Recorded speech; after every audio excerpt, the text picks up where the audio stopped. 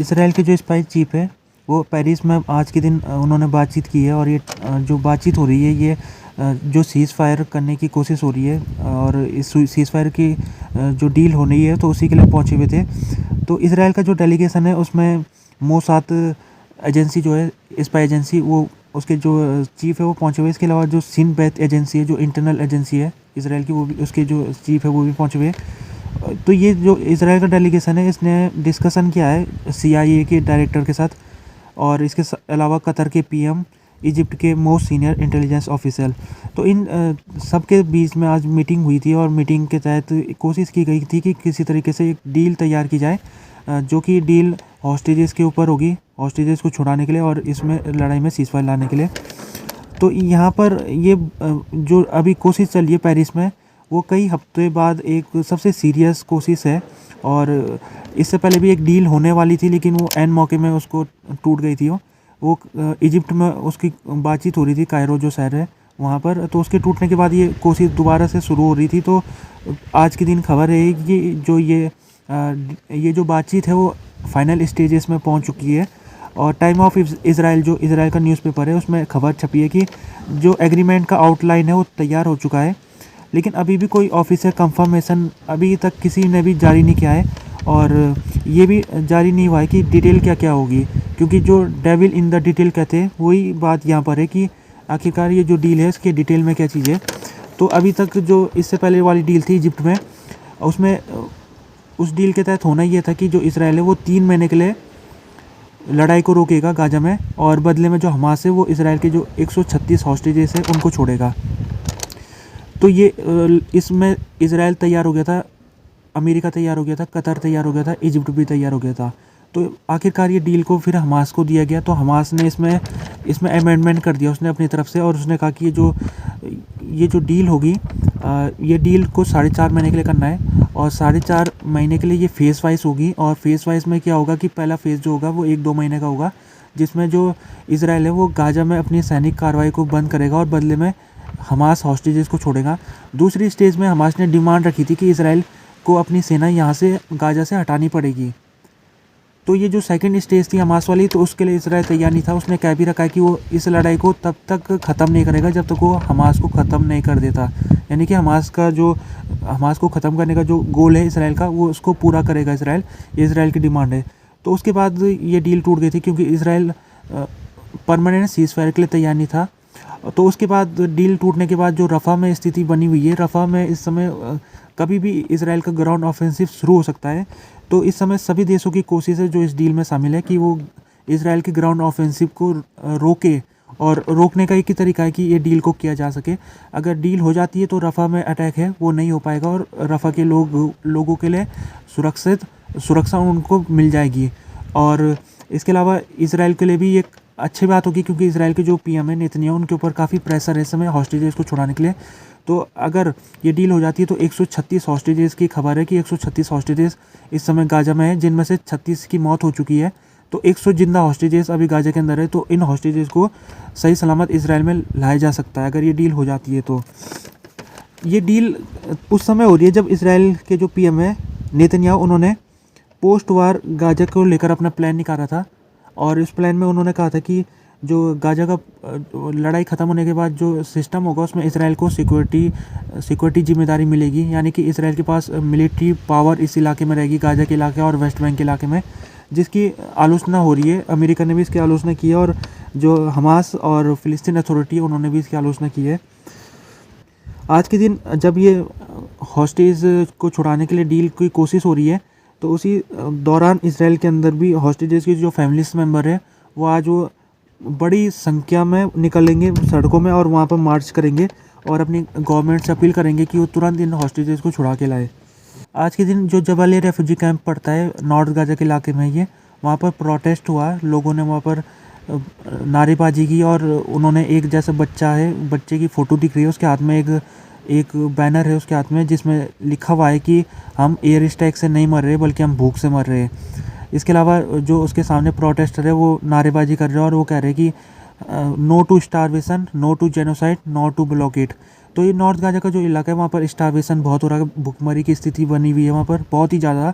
इसके अलावा जेनोसाइड तो हो ही रहा है पूरे गाज़ा में, साथ में ब्लॉकेड भी हो रखा है, गाज़ा का ब्लॉकेड है, खासतौर में जो नॉर्थ गाज़ा है वहाँ पर सप्लाईज बिल्कुल ही नहीं जा पा रही है।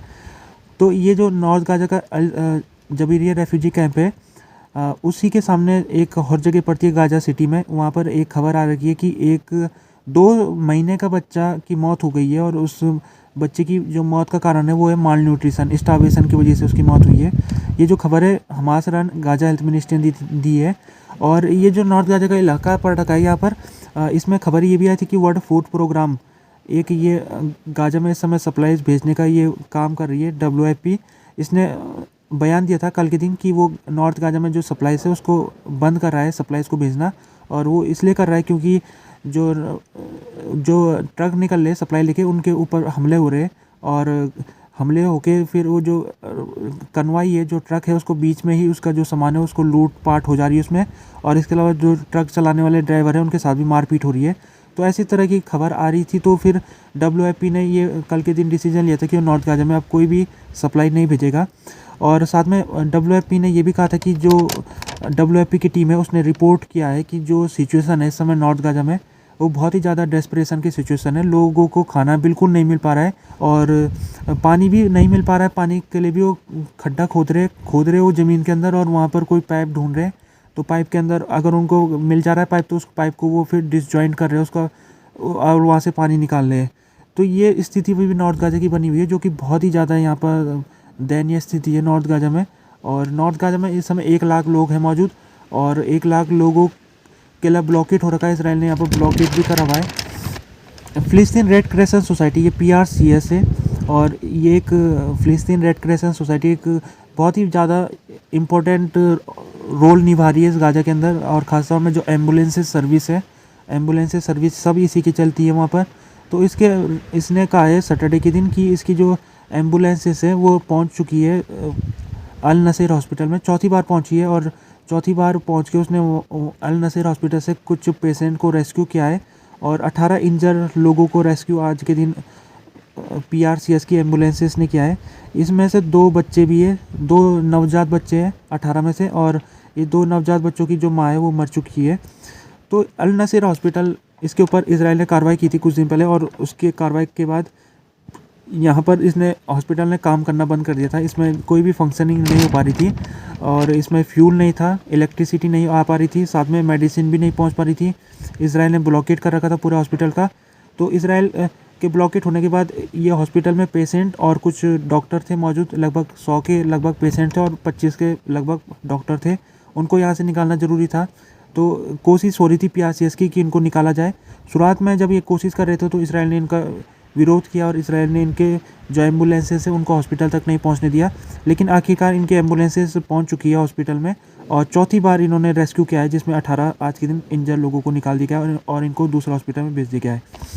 ब्राज़ील के जो राष्ट्रपति है लुइस इनासियो लुला डे सिल्वा, उन्होंने आज के दिन फिर से वही बात की है कि इसराइल जेनोसाइड कर रहा है फ़िलिस्तीन लोगों के ऊपर। और इससे पहले भी उन्होंने 1 हफ्ते पहले इसराइल की जो कार्रवाई है गाज़ा में, उसको उन्होंने हॉलोकॉस्ट से उसका इक्विवेलेंट रखा था, और कहा था कि जिस तरह हॉलोकॉस्ट हुआ था ज्यूइश लोगों के ऊपर, उसी तरह से गाज़ा के लोगों के ऊपर हॉलोकॉस्ट जैसी ही घटना हो रही है। और उसके बाद इसराइल ने इनकी घोर आलोचना की थी, और इसराइल ने लूला को पर्सनल नॉन ग्रेटा घोषित कर दिया था, यानी कि इसराइल में इनका स्वागत नहीं होगा। और साथ में जो ब्राज़ील के एम्बेसडर है इसराइल के अंदर, उनको समन किया गया था। तो लूला के ऊपर प्रेशर बनाने की कोशिश हो रही थी कि लूला जो हॉलोकॉस्ट का जो उनका बयान था उसको वापस ले। लेकिन लूला ने आज सोशल मीडिया एक्स में आज उन्होंने पोस्ट किया, जिसमें उन्होंने कहा है कि वो कभी भी अपना जो प्रिंसिपल है उसके साथ वो समझौता नहीं करेंगे, और कभी भी वो झूठ के साथ खड़े नहीं होंगे। जो सच्चाई है उसी को कहेंगे। कल के दिन खबर आ रही थी कि इसराइल वेस्ट बैंक के इलाके में अपने जो सेटलमेंट है उसको बढ़ाना चाह रहा है, और ज़्यादा सेटलमेंट वहाँ पर खड़ा करना चाह रहा है। तो इसकी खबर आने के बाद जो अमेरिका है उसका, अमेरिका के जो फॉरेन सेक्रेटरी एंथनी ब्लिंकन, उनका बयान आया है, और उन्होंने कहा कि ये जो इसराइल का प्लान है वो इंटरनेशनल लॉ के ख़िलाफ़ है, जो कि अमेरिका की एक पॉलिसी भी रही है पहले से ही, वो खिलाफ़ है। जो इसराइल जो उसने वेस्ट बैंक में जो अपनी बस्तियाँ बसा रखी है उसके ऊपर अमेरिका पहले से इसराइल की आलोचना करता रहा है। लेकिन जब डोनाल्ड ट्रंप राष्ट्रपति बने थे तो उन्होंने इसराइल का ये जो कॉलोनी बना रखी थी इसराइल ने, सेटलमेंट कॉलोनी, उसको उन्होंने सही ठहराया था और उन्होंने जस्टिफाई किया था। और साथ में उन्होंने जो अमेरिका की एम्बेसी है इसराइल में, उसको टेल अवीव से हटा के वो जेरूसलम ले गए थे, जो कि एक ऑक्यूपाइड सिटी है जेरूसलम। तो वहाँ पर ले गए थे। तो उसके बाद फिर जब बाइडन आए, राष्ट्रपति बने जब अमेरिका के, तो उन्होंने जो डोनाल्ड ट्रंप के जो मेजर थे उन्होंने उनको वापस लेना शुरू कर दिया, विड्रॉ करना शुरू कर दिया। और आज के दिन जो एंथनी ब्लिंकन है, उन्होंने जो अमेरिका की लंबे समय से पॉलिसी चली आ रही है कि वो नहीं चाहता कि इसराइल वेस्ट बैंक के इलाकों में सेटलमेंट बसाए। जो वेस्ट बैंक वाले सेटलमेंट है, ये इंटरनेशनली देखा जाए तो ये फ़िलिस्तीन का इलाका पड़ता है, लेकिन इसराइल ने 1967 की लड़ाई के बाद यहाँ पर कब्जा कर लिया था और यहाँ पर उसने अपनी बस्ती बसानी शुरू कर दी थी। अभी यहाँ पर लगभग 4 लाख के लगभग इसराइली सेटलर इन ऑक्यूपाइड टेरिटरी में रहते हैं। और इसको लेकर भी अभी केस चल रहा है, ICJ international court of justice में इस ऑक्यूपाइड टेरिटरी को लेकर केस है। और केस में ये तय होना है कि जो इसराइल का जो सेटलमेंट इस इलाके में है, क्या वो इसराइल को इसको विड्रॉ करना है या नहीं करना है। तो इसी के ऊपर अभी जो कोर्ट की हियरिंग चल रही है लगातार, पिछले 3-4 दिनों से कोर्ट की हियरिंग चल रही है, जिसमें अलग अलग देश अपना अपना वो बयान दे रहे। अमेरिका ने भी बयान दिया था, इसराइल ने भी कुछ महीने पहले अपना तरफ से उसने जो उसके बात है उसको रखा था, और जापान, साउथ अफ्रीका ने भी रखा है। इसके अलावा आने वाले दिनों में और देश भी रखेंगे। और ज़्यादातर अभी तक सुनवाई में ये देखने को मिल रहा है कि ज़्यादातर देश इसराइल की यहाँ पर आलोचना कर रहे हैं और कह रहे हैं कि इसराइल को इस क्षेत्र से अपने बस्तियों को वापस लेना चाहिए। यहाँ तक कि जो साउथ अफ्रीका है, उसने तो जो इसराइल की जो बस्तियाँ बसी हुई है उसकी तुलना उसने FATA सिस्टम से कर रही हुई है। यानी कि जो FATA सिस्टम साउथ अफ्रीका में 30 साल से पहले था, उसी के तहत जो ऑक्यूपाइड टेरिटरी है इसराइल की, वहाँ पर इसराइल ने फ़िलिस्तीन लोगों के साथ FATA सिस्टम का व्यवहार बना के रखा हुआ है। वहाँ पर फ़िलिस्तीन लोगों के साथ सेकंड क्लास सिटीजन जैसे रवैया होता है। तो ऐसे बहुत बहुत बड़ी बड़ी आलोचना इसराइल की हो रही है।